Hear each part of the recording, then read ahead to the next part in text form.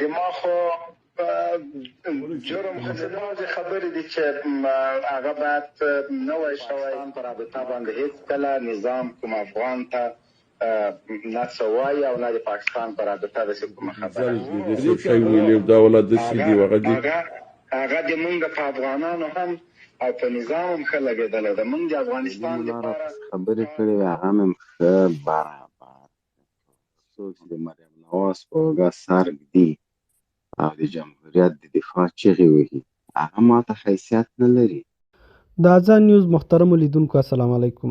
په دې ویډیو کې به تاسې واورئ چې د جمعیت علماء اسلام فضل الرحمن ډلې یو ستر مشر په جنرال مبین باندې انتقاد کړی ده او جنرال مبین د هغې جواب ورکړی ده.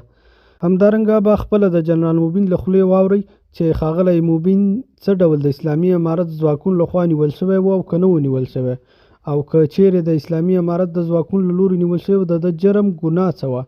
په دې ویډیو کې به د دې درې واړو مسایلو په اړه درته معلومات وړاندې شي. هیله ده د محترمو لیدونکو السلام علیکم. حافظ حمدالله چې د جمعیت علماء اسلام فضل الرحمن ډلې غړیتوب لري په جنرال مبین یې نیوکې کړي دي.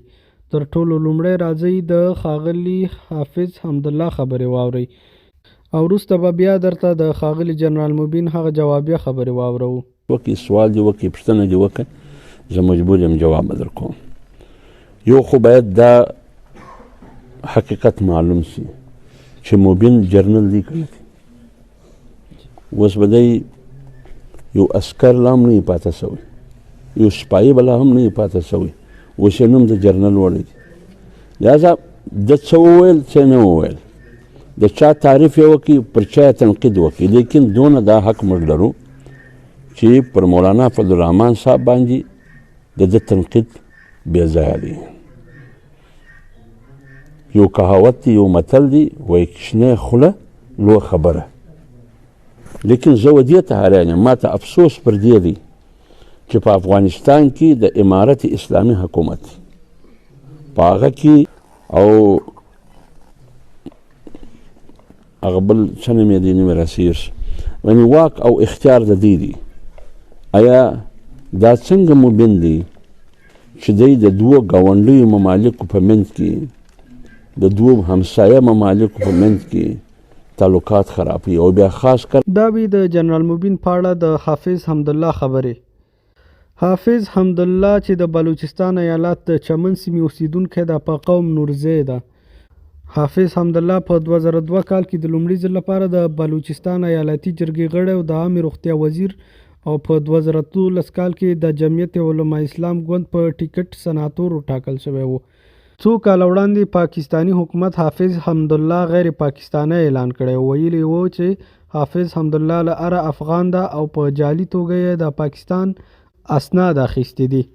د نادرا لخوا رسنیو ته په یو لیږل شوي خبرپاڼه کې راغلي وو چې د حافظ حمدالله سره باید مرکې ونه کړي ځکه هغه له اصلا افغان ده او پاکستانی شهریت یې جعلي ده. خو وروسته محکمې بیرته دغه حکم واخیسته او حافظ حمدالله یې پاکستانی تبع وګاڼه. همدارنګه د هغه یو زوی د پاکستان په فوج کې هم کار کوي. خو مخکې له دې چې حافظ حمدالله ته د جنرال مبین جوابیه خبرې درته واورو لومړی غواړو چې جمعیت علماء اسلام او حافظ حمدالله د افغانستان په اړه څه کړي دي. دا چې اوسنی حکومت کې د جمعیت علماء اسلام ګوند ستره ونډه لري دوی د افغانستان په اړه په اوس وخت کې څه کړي دي. لومړی د پی ډي ایم حکومت د وزیر اعظم په بین الملل کې پر افغانستان بې بنسټه تورونه ولګول. ښاغلی حافظ صاحب او د جمعیت اسلامي ګوند د افغانستان په اړه په دې کې څه وویل. د پاکستان اوسنی حکومت چې جمعیت علماء اسلام پکې ستره ونډه تشکیلوي پر افغانستان یې تور ولګو چې مسعود اظهر په افغانستان کې ده. دا تور بیرته شاه محمود قریشي رد کړ. او جمعیت علماء اسلام او ښاغلی حافظ صاحب تاسې په دې اړه څه وویل. د دغه حکومت خارجه وزیر بلاول بوټو په ډیره سپین سترګۍ د افغانستان په اړه رسمي شکایت په بین الملل کې درج کړ. په دې اړه تاسې څه وکړل؟ پر افغان مهاجرینو د پاکستان خاوره سره تبۍ ګرځېدلې ده. ښځې ماشومان په زندانونو کې پراته دي. ښاغلی حافظ صاحب تاسې د یو مذهبي ګوند د غړي او همدارنګه د یو مسلمان عالم په توګه مو څه وکړل حال دا چې تاسې هم پښتون یاست. ستا مشر د عمران خان په حکومت کې خبري کنفرانسونه کول چې افغانستان په رسمیت وپیژني. اوس چې د ده په مشرۍ حکومت جوړ شوی ده، ولې یې د سکوت روژه نیولې ده او ولې په دې اړه نه وایي چې افغانستان باید په رسمیت وپیژندل شي؟ پر پوله په لوی لاس حالات خرابېږي. تا د یو پښتون او افغان ملا په حیث کوم کردار ادا کړی ده؟ پاکستان د دې ګواښ وکړ چې د افغانستان په دننه کې به عملیات کوي او په افغانستان به حمله کوي. ښاغلی حافظ صاحب، جمعیت اسلامي او تا په دې اړه څه وویل؟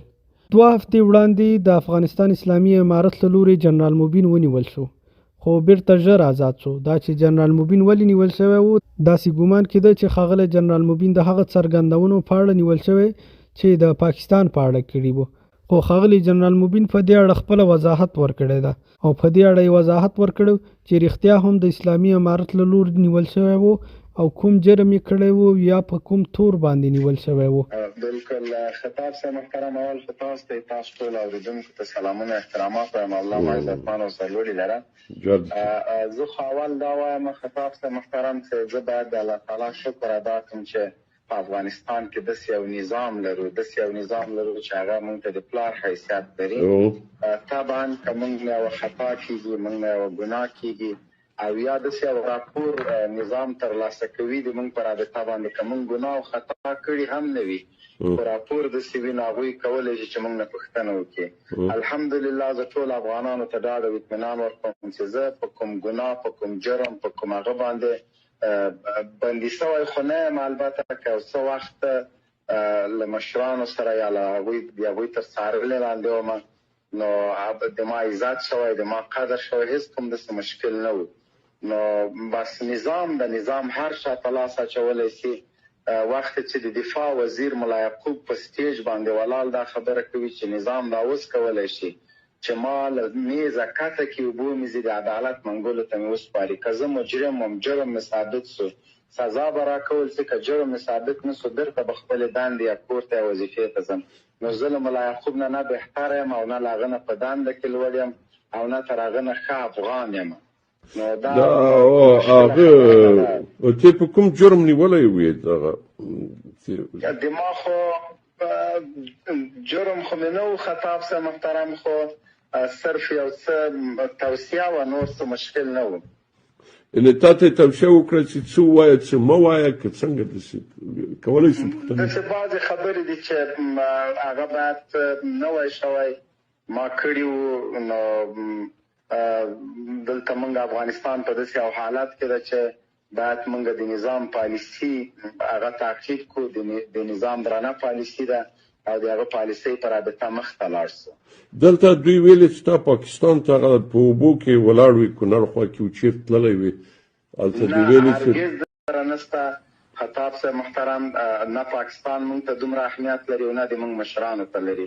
البته پاکستان زموږ یو ګاونډی هېواد ده، خو د پاکستان په رابطه باندې هېڅ کله نظام کوم افغان ته نه څه وایي او نه د پاکستان په رابطه داسې کومه خبره شته. په دې چې هغه ډېر په خلکو ښه لګېدلی و چې دا اوبه ډیزل داسې یو شی ویلې او دا والا داسې دي هغه دي. هغه د موږ په افغانانو هم او په نظام هم ښه لګېدلی ده. موږ د افغانستان دپاره کار کوو. زه اوس هم وایم چې د افغانستان اوبه موږ ته تر ډیزلو 100 وارې زیات اهمیت لري، ځکه دا اوبه موږ ته زراعت راکوي، موږ ته اقتصاد راکوي، زموږ خلک په کار کوي. زه اوس هم وایم هماغه خبره کوم چې افغانستان اوبه 100 وارې تر ډیزلو بهتره دي. دلی مولا را پسې خبرې کړې وې، هغه مې ښه برابر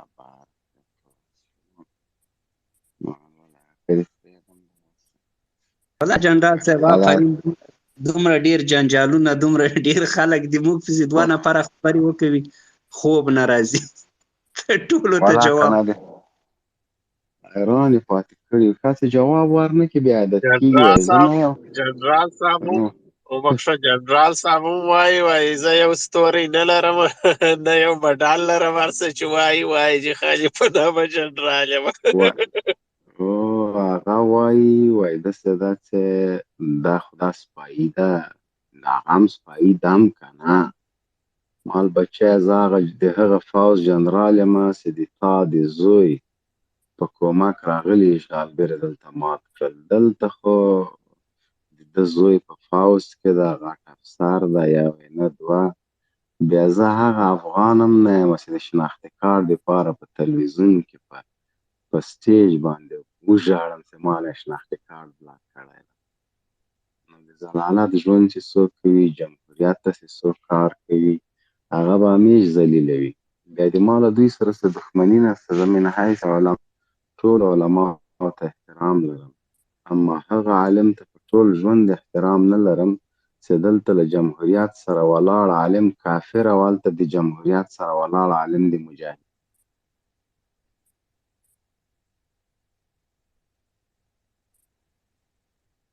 په نړۍ کې دغه شی ده. یو څوک چې د مریم نواز په اوږه سر ږدي او د جمهوریت د دفاع چغې وهي، هغه ماته حیثیت نه لري.